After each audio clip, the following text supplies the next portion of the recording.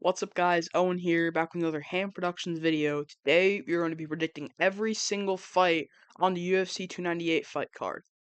This video is dedicated out to Utica. His 30th birthday today. He's one of our closest family friends. He's one of my biggest supporters when doing this YouTube stuff. And Utica, if you're watching, this video is for you. And yeah, happy birthday. Alright, so with the first fight of the night, we have Andrea Lee versus Miranda Maverick. Miranda Maverick is 14-5. Andrea Lee is 13-8. They have a 3-inch height difference, but what I'm really looking at right now is the age difference because Andrea Lee has lost 3 in a row, and she's 9 years older than Miranda Maverick, who is 3-2 in her last 5 fights. So even though Miranda Maverick is a -190 favorite, I think the safest pick here would be Miranda Maverick by unanimous decision. Alright, the next fight on the card is Oban Elliott versus Val Woodburn. Val Woodburn's 7-1, Oban Elliott's 9-2. Oban Elliott is a huge favorite, mainly because he's on a 5-fight winning streak right now. Val Woodburn just lost to Bo Nickel. Oban Elliott has won his last 4 fights by decision, with his last one being by majority decision in Dana White's Contender Series. So with this being said, I like Val Woodburn. I think he's good. I think he's a good fighter. I think he put up a nice fight against Bo Nickel last time. But this guy's got a 4-inch height advantage. He's got 4 years younger on him. And I just think that Oban Elliott will wear out his opponent this time like he's done in the last 4 matches. With the third fight in the card, we have Josh Quinlan versus Danny Barlow.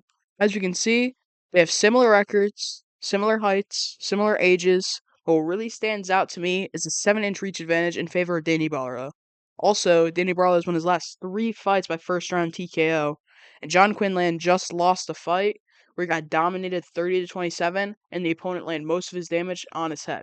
So with that being said, even though Quinlan has never been finished by TKO in his entire career so far, I still think Danny Barlow will wear him out. I think he will get a second round finish. Alright, so the last fight of the early prelims, we have Ming Yang versus Ribeiro. And this fight is going to be sick. This fight is ending in the first round. It's going to be an absolute brawl. Um, all 5 of each of these guys' last 5 fights have been in the first round TKOs. This guy losing to Ribeiro, and him winning all 5 of his last 5 fights with first round TKO. And even though he is a favorite, I got something to object with that. Ribeiro's got a 6-inch reach advantage, and in a fight with 2 brawlers like this, that's going to come up huge, which is why I have the slight underdog, Ribeiro, winning by first round TKO. With the first fight, the actual prelims, we have Nakamura versus Vera. Nakamura is significantly younger, 8 years younger, better record, height advantage, and as we can see, very large betting favor, -1,300. Probably the biggest favorite I've ever seen in my entire life, besides Amanda Nunes, I think that one time. And I think you gotta take Nakamura. He's really, really good. He's a rising star. Nothing against Vera, but this is his first fight in the UFC. And I think that Nakamura is just a better fighter overall. This is nothing against Vera. I just think Nakamura is gonna beat him. Alright, so with the second fight of the prelims, we have DeLima versus Tafa. And you might call me crazy, but I'm taking Tafa. Plus 205 underdogs, 6'3", taller than Lima. I mean, he's 11 years younger. He's lighter, and even though Lima does have the reach and does have more UFC experience, I think Tafa's got the momentum. He's got the entire world by his side. If he wins this fight, he'll be considered a hero, and he'll cement himself as a heavyweight contender. And I don't think he'll pass up on that moment, which is why I think you have to take Tafa in the spot. So yeah, I have Junior Hoffa winning by unanimous decision, 29-28. Alright, so in the last fight of the prelims, I have Amanda Lemos beating Mackenzie Dern, 30-27 unanimous decision. I like Mackenzie Dern. I think she's good, but she just got TKO'd by Jessica Andrade in November, and that's basically 2 months coming back from a knockout, which is a very, very short time after a knockout because your chin's got to recover, your head and your mind. You can't be afraid to get knocked out, and she probably is because Lemos has that power. And even though Lemos did get beaten up by Zhang Weili in the title bout in August, that was in August. That's 5 months ago. That's a lot of time to recollect and build your game back to be better. So I think Lemos will win 30-27, and yeah, unanimous decision dominating fashion. So with the first fight of the main card, we have Anthony Hernandez versus Roman Kaipolov. And even though Hernandez is younger, they're the same height and same reach, and He's got better stats. I still think Roman Kopylov will win this fight. He just won on a head kick knockout. He's won 4 straight by TKO. And even though Hernandez is a good fighter, I think Kopylov will catch Hernandez with something. And I think he'll send him down because Kopylov's 12-0 with TKOs. All 12 of his wins were by TKO. And I think Hernandez, like I said, is going to get caught with something. He's going to go down, and Kopylov's going to win. He's going to be an underdog, and he's going to upset him. So, yeah. Count it, Roman Kopylov knockout. So the second fight on the main card, we have Merab Dvalishvili versus Henry Cejudo. And I think Dvalishvili is going to beat up Henry Cejudo. Um, Obviously, 2-inch height advantage, 4-inch reach advantage, 4 years younger. Merab's on a hot streak right now, and Cejudo just lost his last fight. And honestly, I just think that Merab's better right now. And as we can see, most people think that too because Merab's the minus 270 favorite.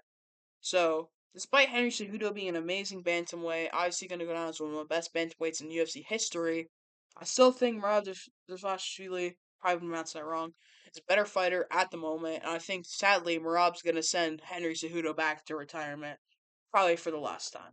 All right, so with the third fight on the main card, we have Jeff Neal versus Ian Gary.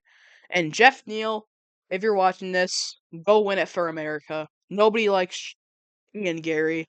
Um, Neil Magny took Ian Gary's last fight on short notice, and when Ian Gary beat him, he didn't show respect to Neil Magny.